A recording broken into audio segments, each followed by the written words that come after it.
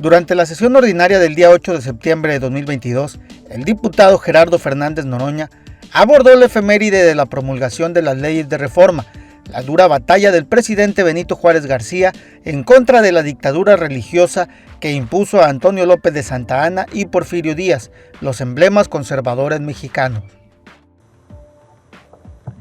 Gracias, diputada presidente. Adelante, diputado. El diputado Caro Quintero anda consumiendo demasiado de su propia mercadería y entonces ya ve dictaduras castrochavistas en todos lados. ¡Qué locura! Están verdaderamente extraviados. En vez de hablar de la efeméride importantísima, los liberales mexicanos eran unos gigantes. Fíjense, Francia hizo la Revolución Francesa en 1789, a finales del siglo XVIII, guillotinó al rey y a la reina, y hasta 1901, Francia, que tanto admira más de un compañero o compañera, hasta 1901 separó la Iglesia del Estado. Colombia, que acaba de triunfar por primera vez un gobierno liberal, hasta 1983 separó la Iglesia del Estado. Argentina lo hizo en 1954 y le costó a Juan Domingo Perón la presidencia de la República con un golpe de Estado. España, a esta hora de este día, sigue la unión de la Iglesia y el Estado, les dan dinero como si fueran partido político. ¡Qué atraso! Bueno, tienen una monarquía, nos quieren dar clases a nosotros y aquí todos somos ciudadanas, ciudadanos, valemos lo mismo y allá son súbditos de la monarquía española, una antiguaya, y siguen sin separar la Iglesia del Estado.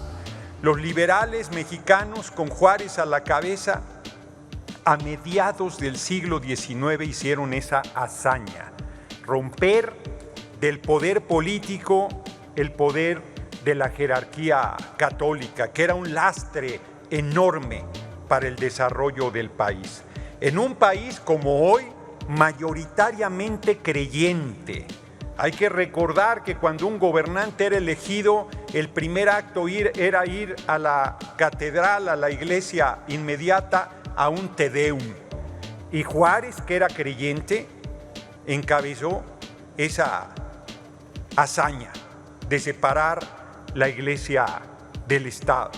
Es más, yo creo que solo 3 liberales eran ateos: Melchor Ocampo, Zarco y el gran nigromante, que no está su nombre con letras de oro en los muros de la Cámara de Diputados, lo cual es un agravio.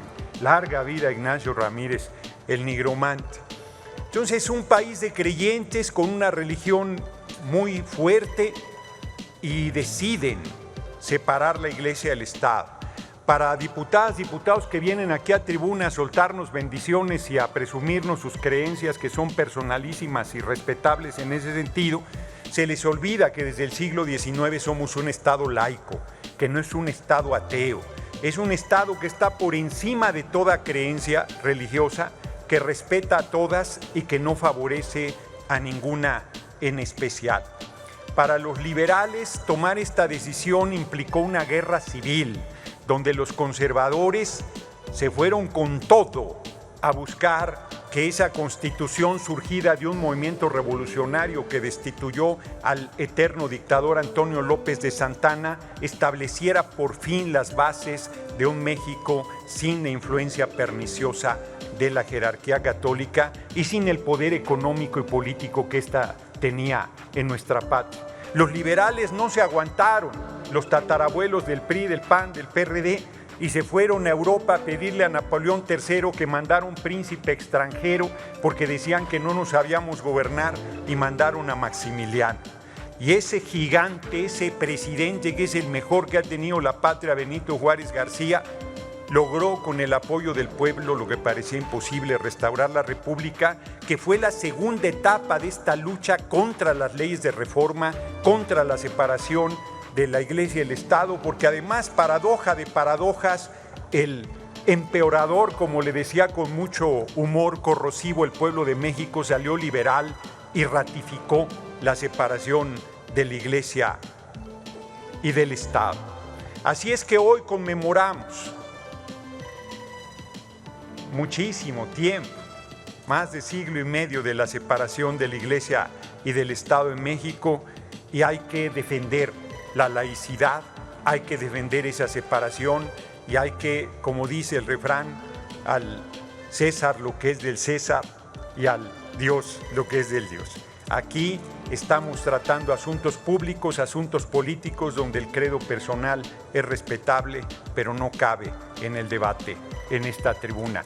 Larga vida a los liberales mexicanos, larga vida a Benito Juárez García, Melchor Ocampo, a Ignacio Ramírez, a Francisco Zarco y a esa larga lista de patriotas encabezados por don Juan Álvarez, que nos dieron el Estado laico, restauraron la República y sentaron las bases de lo que es la Constitución que aún hoy nos rige en el país.